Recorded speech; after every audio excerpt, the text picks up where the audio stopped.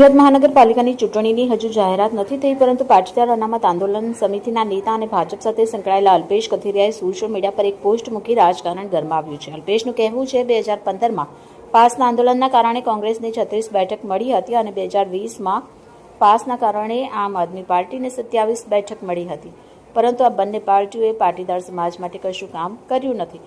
એટલે આ વખતની ચૂંટણીમાં પાટીદારો આમ આદમી પાર્ટી કે કોંગ્રેસને મત નહીં આપશે અને સુરત મહાનગરપાલિકાની બધી બેઠક ભાજપ જ જીતશે એવો કથિરિયાએ દાવો કર્યો છે. અલ્પેશ કથિરિયાએ ટેલિફોનિક ઇન્ટરવ્યુમાં કહ્યું કે પાર્ટી મને જવાબદારી આપે કે ન આપે, સુરત મહાનગરપાલિકાની ચૂંટણીમાં ભાજપને જીતાડવાના પ્રયાસ કરશે. રિપોર્ટર ચેતન તરી, બુલેટ 26 ગુજરાત ન્યૂઝ, સુરત.